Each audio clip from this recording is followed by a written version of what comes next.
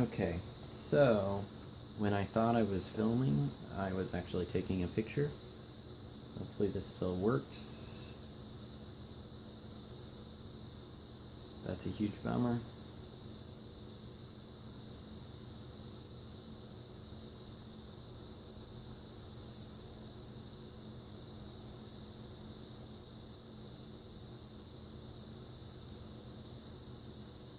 I don't know where to start. But one last bout. He decided it was okay to lop off his own busted leg if it meant winning and preventing future harm. That emergent routine funded over half of our following season, and his maneuver, knowing when to sacrifice himself by how much, put us through to the finals 2 years ago. We've seen other gladiators do similar since, but I've never seen a gladiator not want to fight.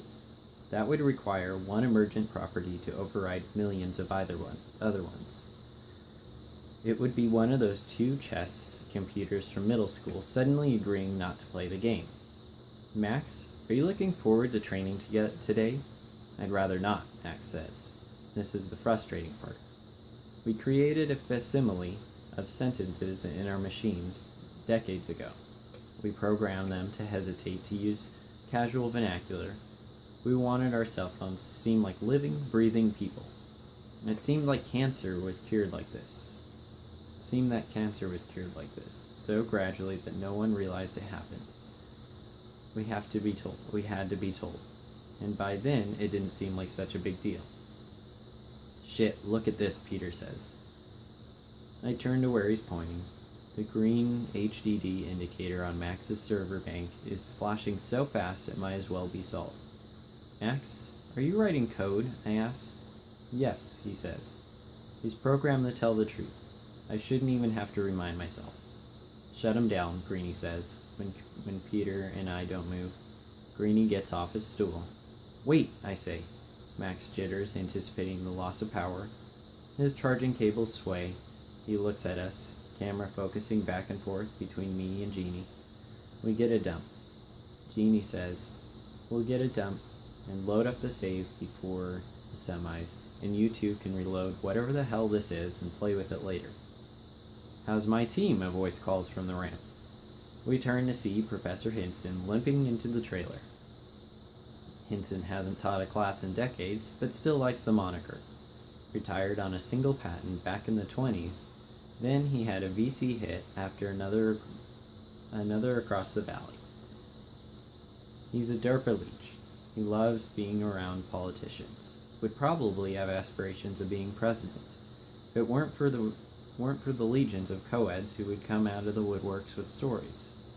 SoCal is out there chewing up sparring partners, Hinson says. We're aiming for dramatic suspense here. There might be a slight issue, Greenie says. And I want to fucking kill him. There's a doubling of wrinkles across Hinson's face. Well, then fix it, Hinson says. I pay you a lot of money to make sure there aren't issues.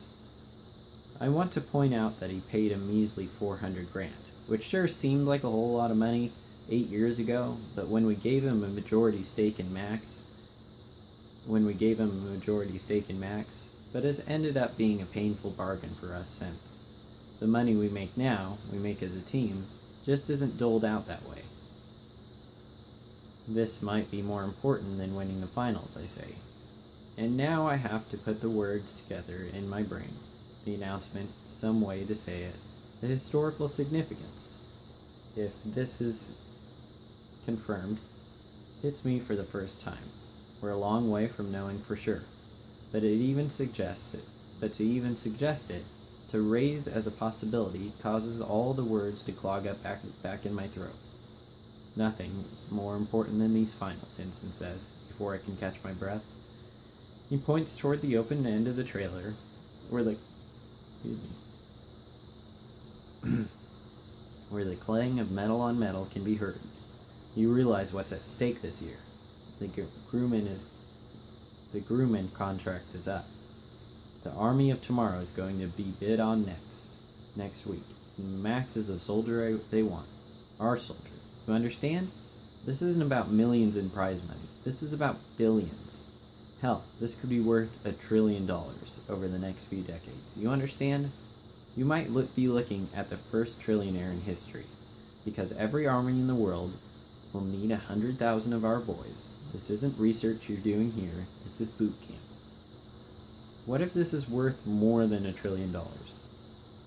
Peter asks. I love him for saying it, for saying what I'm thinking, but the twinge of disgust on Hinson's face let me know it won't have any effect. The professor side of him died decades ago.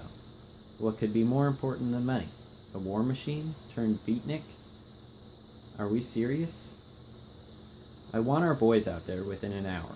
Scouts are in the stands, whispering about whether they're even having an entry after yesterday. You're making me look like an asshole. Now, I've got $1 million worth of sparring partners lined up out there, and I want Max to go shred every last dollar into ribbons. You hear? Max, you might be sentient.